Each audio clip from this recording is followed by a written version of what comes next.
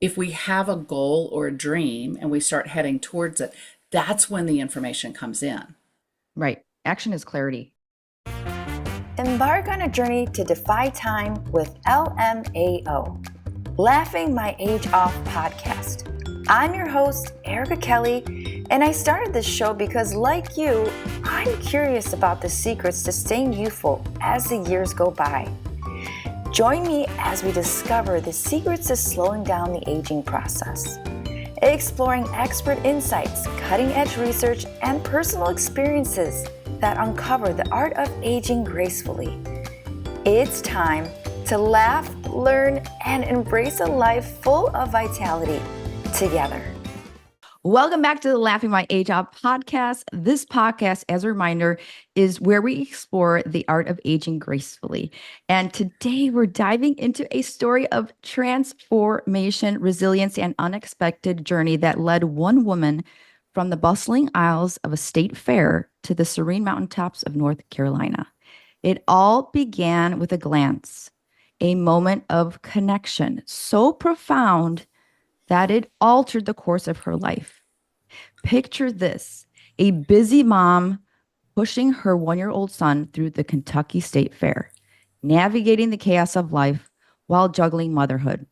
Also, having a career as a cookbook author, having the emotional weight of caring for a friend, but beneath the surface of this busy life, there was a yearning, a desire for something more, something she just couldn't quite name. Then she locked eyes with, are you ready for this? An alpaca. In that instant, something deep within her shifted. That gaze, that steady, soulful, and full unspoken understanding awakened a dream she never knew she had. And despite the challenges she faced, from the scars of surviving breast cancer to the struggles of being a solo mom, she decided to follow that dream. And so with courage she didn't know she had, she left her fears behind and moved to a mountaintop in North Carolina. There she began a new life, raising alpacas and discovering the true meaning of family. Now, 21 years later, Apple Hill Farm is more than just a home for alpacas. It's a thriving, diverse community of animals and people, all connected by the shared purpose of creating deep, meaningful relationships. So in today's episode, we're going to explore how this journey of transformation and connection ties into aging gracefully. We'll delve into what it means to age not just gracefully, but with a sense of adventure and discovery, because sometimes the path to aging gracefully starts with something simple as a gaze into the eyes of an alpaca. So I know that was a long introduction, but I felt like your story is one that is super, super unique. And we're just so excited you're here. So welcome, Jane, to our podcast. Thank you so much. That was a beautiful introduction. Thank you. Thank you. So, I always like to start with our podcast lately with the feeling that I get when someone introduces us together, right? To a guest, we were introduced by someone else, right? And by your publicist. And I was like, alpacas. Oh, this lady's an alpaca lady. That's what comes to mind. I was like, how is this going to relate to aging, And I, decided to just do some homework on you and look, and go through some things. And what I was started to feel, I go a lot about with feeling, and that is one of the elixirs with aging that we don't talk about enough, right? We talk about supplements, we talk about exercise, but one of the true things that I believe, and I know you believe this too, is when we try to age gracefully, one of the things is the energy that we have inside us. And if it's not good energy, and if there's something, like your story where you're just like, I need to change. I need to change because this is not going right. This is not where, this is not how I want to age. So I want to give you the mic now and take us through that journey that I gave you just a quick little snippet. Can you take us back there? What is it, 21 years ago? So it was 2000, because we moved in 2001. And I was pushing my son in a stroller through the Kentucky State Fair, and we had been through chickens and goats and sheep and all these animals that I knew very little about, right? And I came past, it was sort of a wall. And then when I looked, I was literally face to face with this alpaca. And it was such a compelling moment. And it was as if everything dropped away. As a mother, I shouldn't say this, he's 25, so he survived, but literally I forgot that I had a child in a stroller. It was that profound, right? It was one of those moments where time stood still. Mm. And as I walked away from that moment, this dream came alive. And of course, I didn't say anything, which is, I think a lot of us don't when we have a dream. We don't Mhm. say anything in the beginning. We just sort of nurture it and feed it and then begin to voice it, right? And I think looking back on it and writing this book, that it would have been harder to stop that than to make it happen. Does that make any sense whatsoever? Like when Yeah, you have a because I think dream, it's that voice, right? I it's think you're that voice and it just pulled me forward. So even, my friends thought that I had lost my mind. I mean, literally. And as we would, right? If a friend of yours came up one day and said, "Hey, I've decided I'm just gonna, get out of the city life and I'm gonna go live in the country and I'm gonna raise this child by myself without whatever support system I've built." it does sound And crazy. I'm just it gonna sounds say. pretty crazy. It sounds pretty crazy. And I think if I had been able to see the dream from 35,000 feet at the moment that I had it, I wouldn't have done it.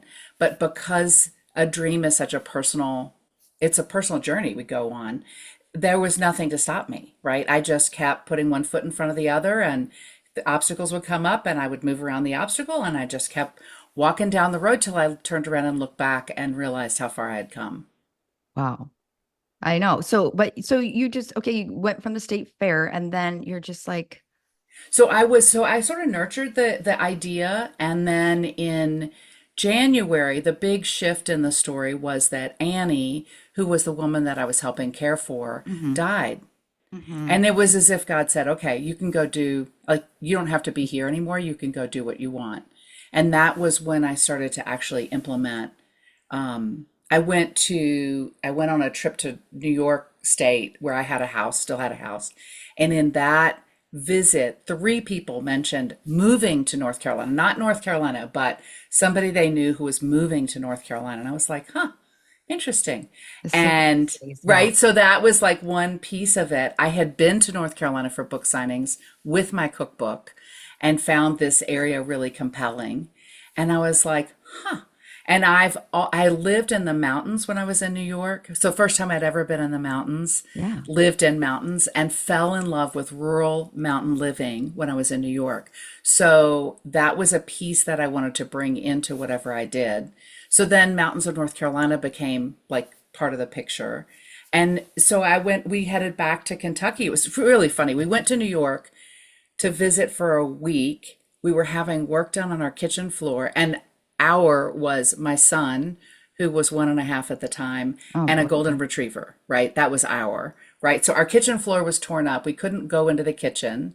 And I thought, we're going to go up to New York and stay up there and let them finish the floor and come back. We drive back or come back in from our flight, walk into the house. They haven't finished the kitchen floor.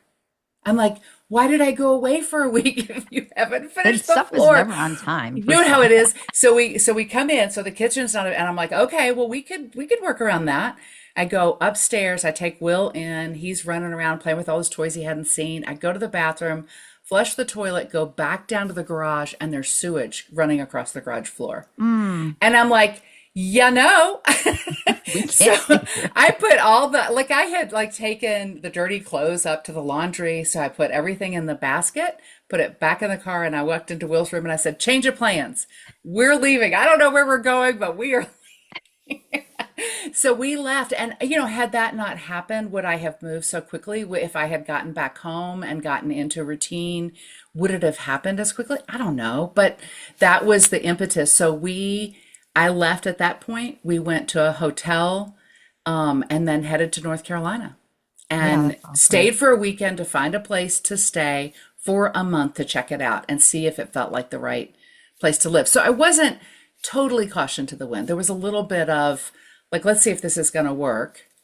So we Right, spent a but there month was here. like, your story is great because if anybody's listening who is, in a spot where you were, where you were thinking of, this isn't the life for me, I need to change, but like, how do you move and shift into those things? And it doesn't, Exactly. It And I happens don't in think we talk enough stages. about that. We talk about people who fulfilled their dreams. We talk about having a dream, but we don't talk about that process of actually getting there. I think Yeah. it's one of the things. And if you talk to anybody who's created a dream, and we're having dreams and creating dreams all the time is the other thing, right? We act like it's some big thing, but it's no different than I'm tired of my closet the way it is, and I'm going to change it. And I get an idea of how I'm going to change it, and then I do that. That's a Yeah. small dream, but that's a life changer, right? Like Hmm. it is, we're fulfilling dreams all the time.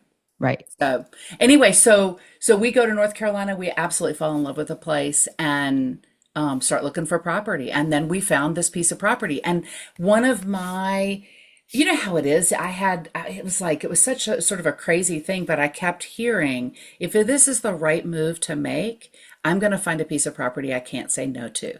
Yeah. And I did, right? And then I did. So then it was like, then it just all started falling into place. We listed our house in Kentucky. It sold within, we listed it, maybe it was listed in May. We closed by July. Like that's unheard of, Yeah. right? At that point in the 2000s, that was really, really fast. So everything happened really, really fast to move us forward, to propel us forward. And we were here by October 1st, all houses closed, like the purchase, the sale, the moving trucks, the whole nine yards by October 1st. We arrived in North Carolina March 15th to look for property. Nice. That's like, Fast. yeah, that's amazing. I mean, selling a house in general is just like stressful. And for it to just go Right. smooth, that's, Right. that's fantastic. It seems like it's all It part of was the meant to plan. be. Yeah. Yeah, it was meant Yeah. to Meant be. to be. And then so shifting into, okay, you're here, and then the whole dream of, adding, animals. Can you talk us through that? So yeah, so the property we bought was actually an abandoned apple orchard and a little bit of an abandoned Christmas tree farm. So the Oh, first that's why it's thing, called the Apple Farm. Apple Hill Farm. And it Apple was, Hill Farm. yeah. So Okay. people say, why did you call it Apple Hill Farm? It's like, well, the road was Apple Hill Road. And I thought really long and hard about the name. I thought so Like, too. It's like, is she picking I apples just, too? Is there no, apples I there too? just came, that made sense to do Apple Hill Farm. And I had no idea at the time that it was going to end up being as big as it is. So I wasn't putting I didn't do a lot of research about a name. I did check the Secretary of State website to see if there was anything else, if we were, stepping on anybody else's toes, and there wasn't Right. anything there. So I just ran with it. So Okay. So you've got your Apple Hill Farm. yeah, so we had to get rid of Christmas trees to create fields. I mean, it was not a functioning farm. We had to build a barn. There were a lot of things that we did. And in looking back on it and in writing a memoir, because in writing a memoir, you go back and figure out a timeline. Yeah. The barn was built before I ever went and toured an alpaca farm, The which barn. is it. I'd already built the main barn. And Oh, I see what you're so saying. So yeah, it's like, I was just like, we got to do this and we got to do this. And then I'm like, oh, I need to go check out an alpaca farm. And it turned out that there was a lady who lived, actually a couple who lived right down the road. They were, as the crow flies, less than a mile away, a little bit further to drive there through the mountain roads. But she was right here and she was oh, a leader in the alpaca industry. And so I knew she was there, and then I heard that she might be moving, and I was like, oh no, I need to go see her. yeah. So that sped everything up. So we had planned on maybe getting alpacas in the spring of 2004. We ended up with alpacas on the farm before Christmas of 2003. And how So many did you get? everything, we started with three. We had a Cria born the next day, which was a girl. So then we had four.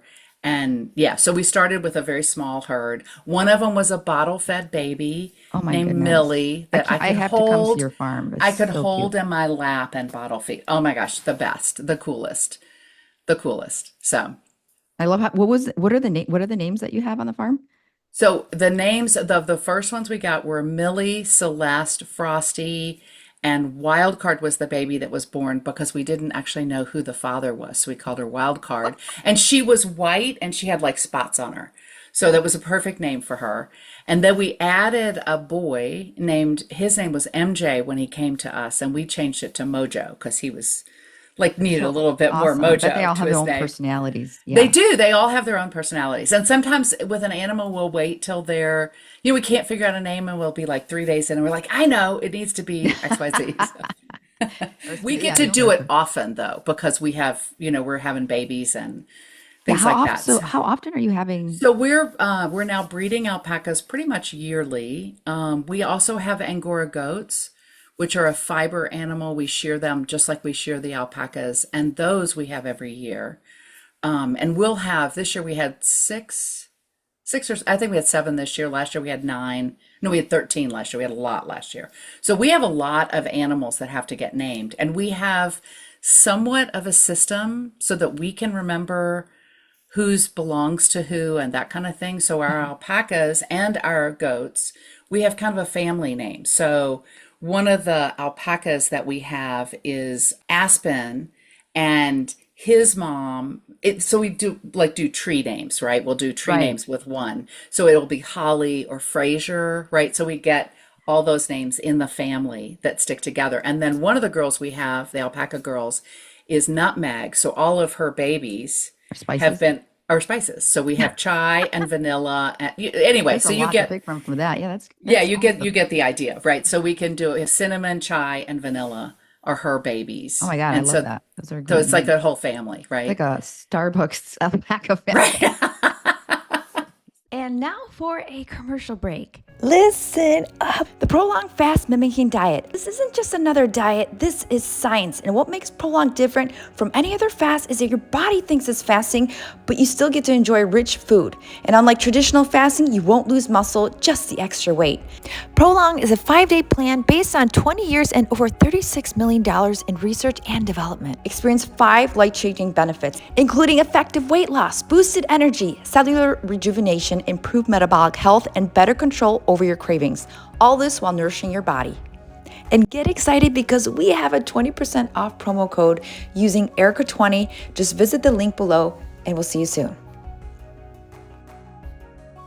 Cinnamon, But nutmeg. otherwise, it's really hard to remember all the different names. So And then I know we're going down to the alpaca wrap, but I'm fascinated, and I'm sure our listeners are too, because I don't have any knowledge of alpacas. Like, who are your have you main ever seen customers? one before? Have you ever seen one in Like person? probably it is like a zoo, Zoo, but yeah. nothing like Yeah. what you have.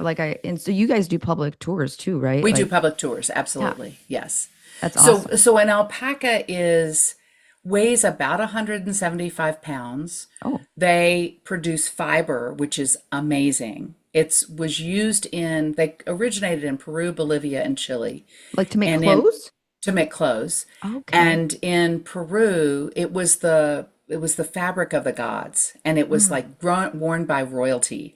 There's another animal related to alpaca called vicuña that was the king wore vicuña, and then the rest of the royal family wore alpaca. So it's very fine. It's hollow core, so it's insulating without being necessarily hot. I mean, it's warm, but it doesn't have to be hot.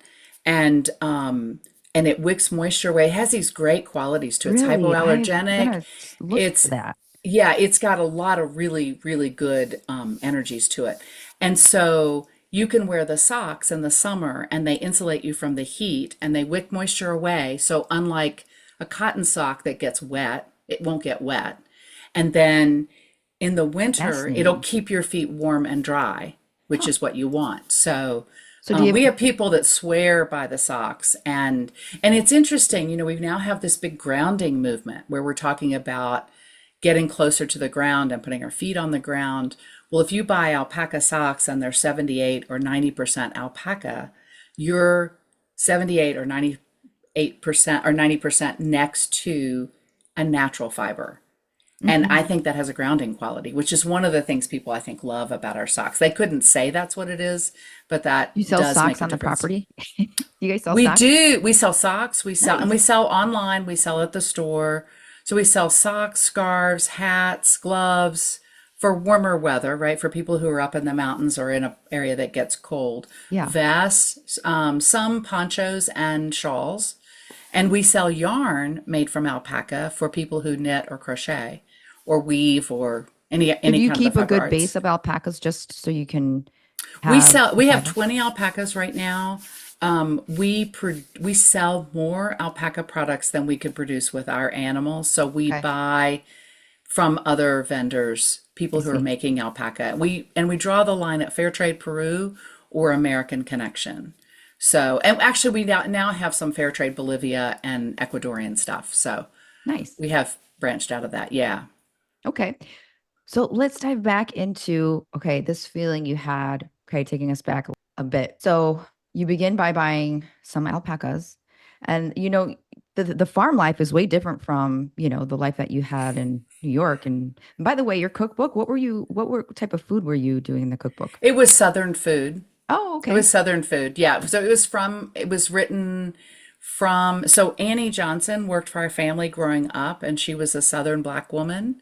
So it was her recipes and the story of our lives together. And she is who I was taking care of, who Right. died in January before I left. Uh-huh. So yeah, so it was a full circle story about somebody who worked for our family. Yeah.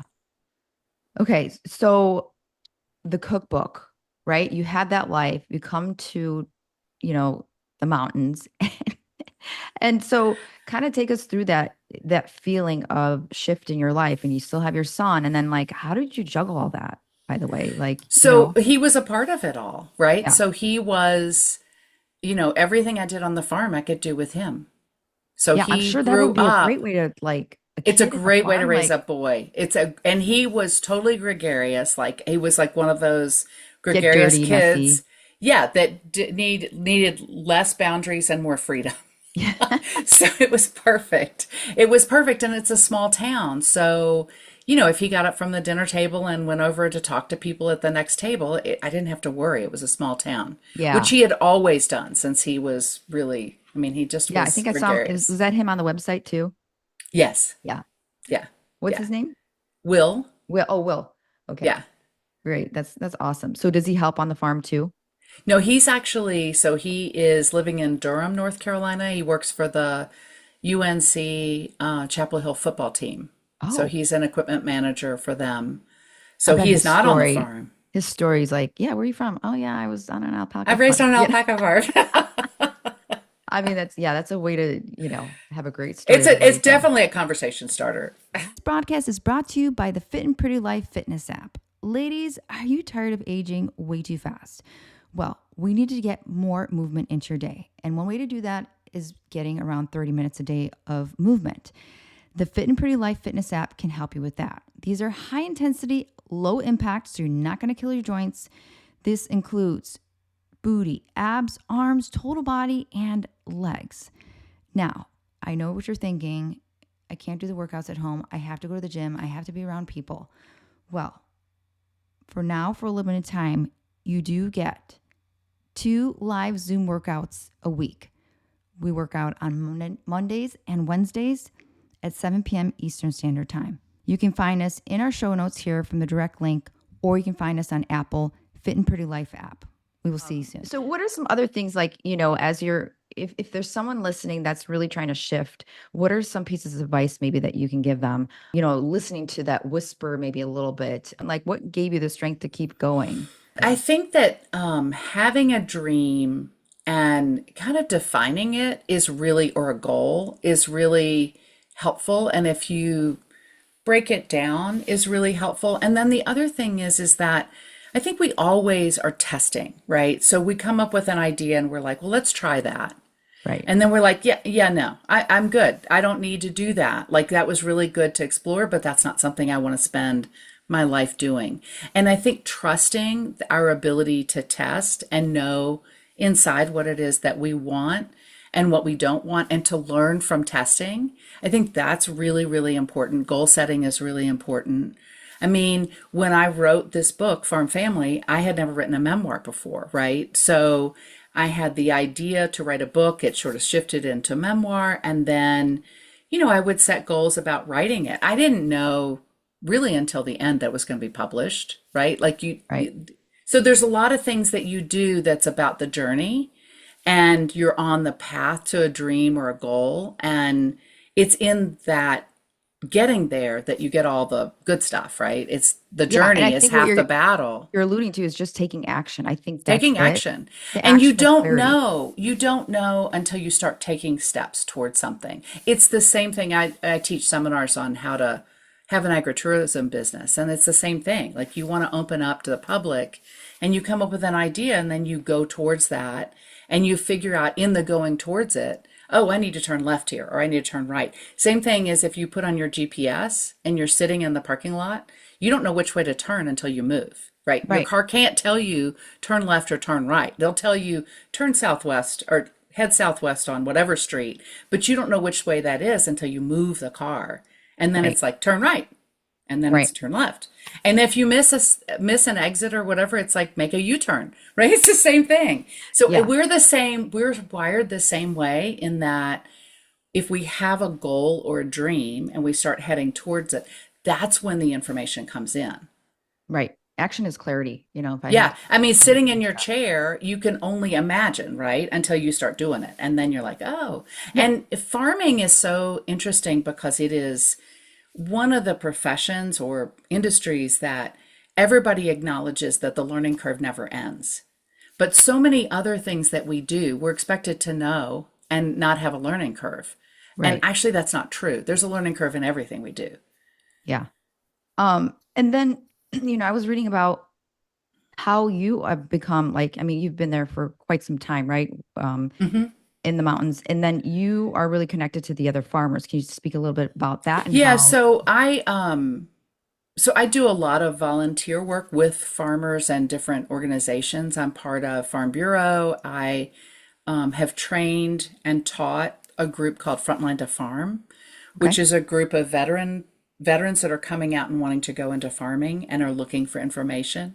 Oh, So I nice. find ways to get involved with the farming community. And farming really in a way is a community. It is its own community. And we couldn't do what we do here without, a hay supplier and a vet. And I wouldn't know the we have, first thing about starting a farm. All I know is that it's a lot of work, like it's a lot of physical work. work. It's a Yeah. lot of work. Yeah. But it really is a community of people that support because you need that. You can't, it's not something you really can do alone. It's a Right. community activity.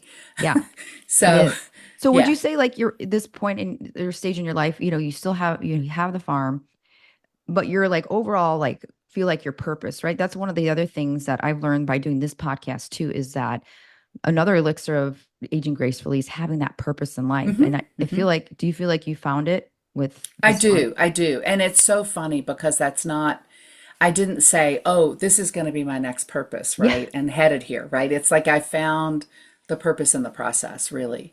Yeah. Yeah. So it's interesting how life works that way. And it is, if I could go back to where I was and do some sort of personality test, I don't know that it would have said, "Hey, you do really well if you're outside so many hours a day, and you're really good at envisioning how to handle property, and oh, by the way, you're really good at speaking to people." And like nobody would have said that, right? Yeah. And yet, walking along this path, I'm so well suited for what I'm doing. So Yeah. well suited. So what is your favorite part, most favorite part about your life? Like if you have to choose, because it seems like you're doing a lot. I absolutely love the animals. I love being outside. So last night I was outside the stars. I mean, absolutely Oh, incredible. And I'm sort of the night person on the farm, so I'll go do what we call tuck in, like to oh my check on, gosh. I would love to tuck in an alpaca. right? And I don't go to all the barns, but I go to, like right now we have a dog that needs medicine. So I went and did one of the medicine runs for the dog, right? So I went to the barn and gave her medicine and let him out. And then I was outside with the stars. And it's like, I love that.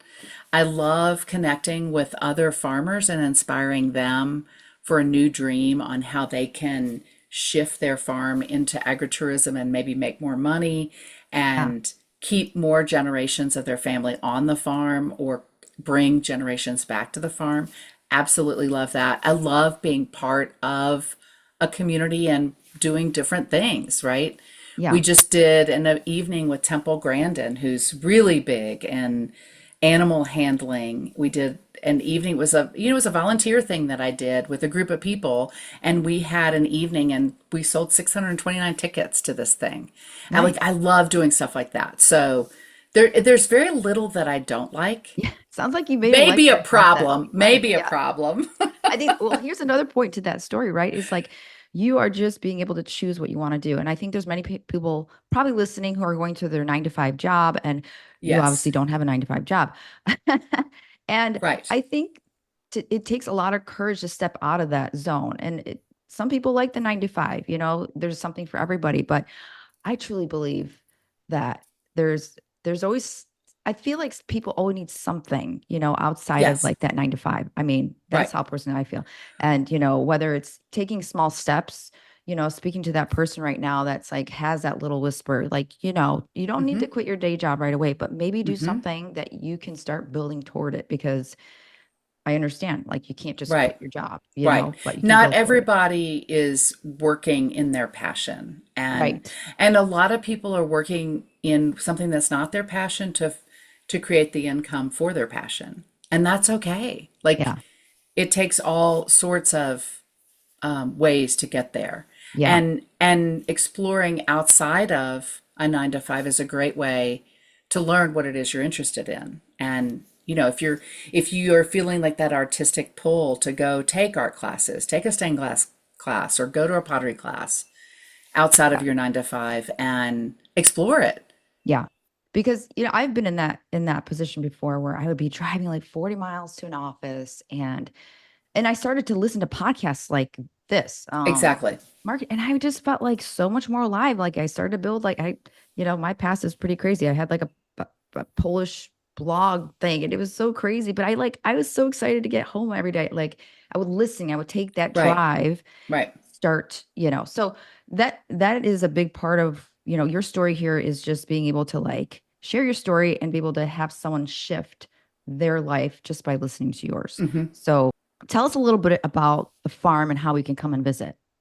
So we're open year round. Even So in the winter time. Well, even in winter the in North winter Carolina time, is that bad in North it's Carolina? we get snow, but there might be a day that we're four-wheel drive only. Okay. But we are open year round, and this time of year in the summer, we're open 7 days a week doing tours. And we do a public tour. We have a couple of variations. You can do a tot tour, which is geared towards the younger 5 and under.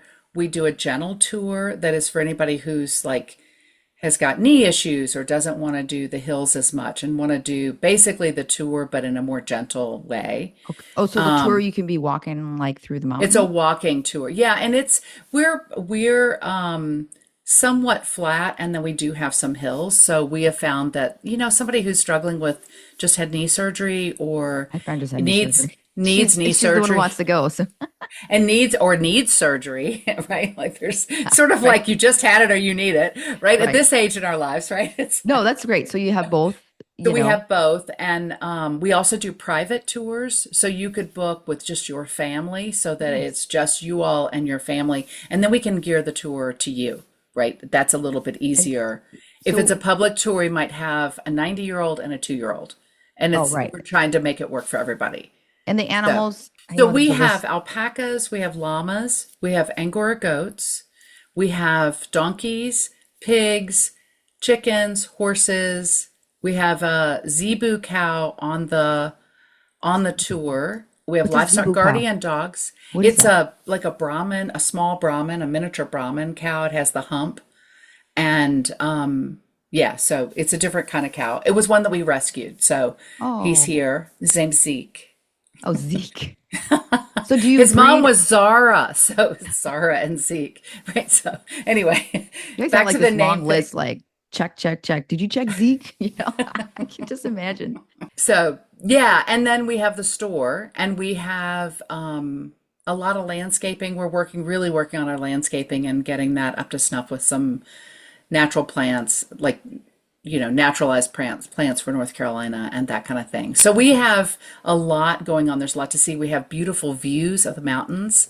So we're at 4,200 to 4,300 feet, Wow. and the How far is views that from the are airport? Is that like drive from the airport? If you go to Charlotte, it's about 2.5 hours. If you go to Asheville, it's about 2.5 hours, Okay, so it's depending on what airport you come to. But okay. it's a great place to come and stay in the mountains and experience what's happening up here. There's a little bit of energy of the land that time forgot. Like Oh, we're I love that. slower and people are really kind and they'll go out of their way to help you.